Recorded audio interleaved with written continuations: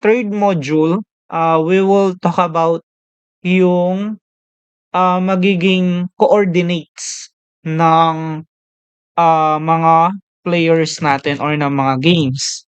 So sa coordinates ay meron tayong tinatawag na understanding the X and Y. So dito, so if we are working sa games, we need to understand yung X and Y natin. So dito sa Java ay meron tayong 0, x is equals to 0, and y is equals to 0. Ay, hindi ko siya na-close. So lagay ko lang, so x is equals to 0, y is equals to 0. So ito yung top left corner natin. So ito naman yung magiging y natin, and ito naman yung x, ito naman yung magiging y natin. So lalagay natin dito. So dito naman yung magiging y natin. So etong dito tinatawag natin siyang top left corner. So ang top left corner natin, ito yung x is equals to 0 natin. So dapat maintindihan natin yung positioning sa magiging Java game natin is ito yung x and ito yung y. Okay, so yun yung pinaka-importante dito. So ngayon, ang gagawin natin is dito sa mismong game panel natin, ito sa game panel natin, ang gagawin natin, okay.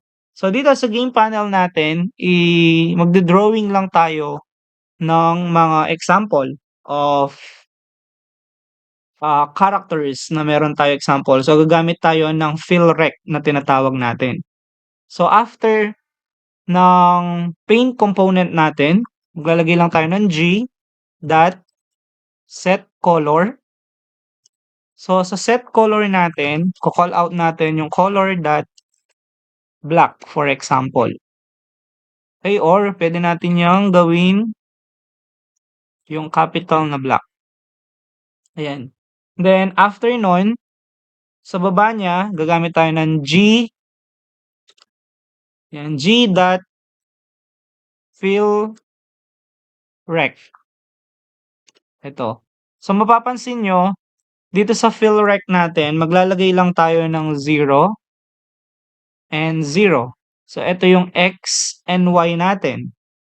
Then dito naman, gagawin natin get width. And then dito naman, get height. Ayan. So ano yung pinakatrabaho ng get width natin? So ang get width, kukunin niya yung buong width ng mismong frame natin. Ang get height naman, kukunin niya yung buong height ng mismong frame natin. So yun yung pinakatrabaho niya. Kaya kapag nag-run tayo dito, mapapansin nyo, yung mismong frame natin is all black. Kasi ang ginawa ng get width, kinuha niya yung buong width. Ang get height, kinuha niya yung buong height ng ating frame. So yun yung pinakatrabaho niya. Now, if we want to, for example, declare yung player natin, ang gagawin lang natin, g.setColor, then, ko-call out natin yung color ulit. Let's say, for example, ang magiging character natin is green. Yan. Then, after nun, ang next na gagawin naman natin is g.fillRect. Okay, so ang una, i-set lang natin yung magiging x and y ng rectangle natin. So sa width natin or sa x natin 100, while sa y naman let's say 100 din. Then after nun, lalagay lang natin yung width kung gaano yung width ng mismong character natin. Let's say example 50, ang height niya ay 50. So ibig sabihin ang player mo ngayon nasa position siya ng, so ang player natin nasa position siya ng x and y na 100, 100. Ang width ng rectangle natin is 50 at ang height ng rectangle natin ay 50. So kapag ni-run natin siya, eto ngayon siya.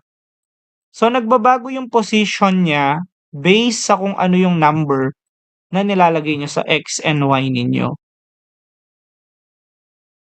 So, lagay natin dito 50. Then run. Yan. So, eto na yung position niya ngayon. Kapag nilagay natin ay 50. So, it changes based sa kung ano yung position niya dito. Then, let's say for example, copy and paste. Dito naman, let's say for example, after ng player natin, example, maglalagay tayo ng enemy niya. So, sa enemy, lagay natin dito for example, red. And then, palitan natin yung position niya. Let's set it into 600. And then, lagay natin siya sa Y na 400. Yung width and height niya, 50-50 na lang para same sila ng height ng mismong player natin. Ayan siya. So, same height and width. So, red naman yung enemy and green naman yung player natin. Okay. So, let's say for example, lagay natin to into 400 para at least magkatapat yung mismong enemy natin tsaka yung player. Ngayon, ang next na gagawin natin is magse-set naman tayo ng tinatawag natin na ground. So sa ground, let's say for example, gamit tayo ng gray. So dito, let's say for example, ang X natin, set lang natin siya into 0. Set natin siya into 450. Tapos, since ground ito, kukunin natin yung get width ng frame natin. So, run. Ayun. So, kung mapapansin nyo, nakuha natin yung buong width ng frame natin. So, hindi natin pwedeng kunin yung get height kasi i-cover niya to, yung pataas ng mismong frame natin.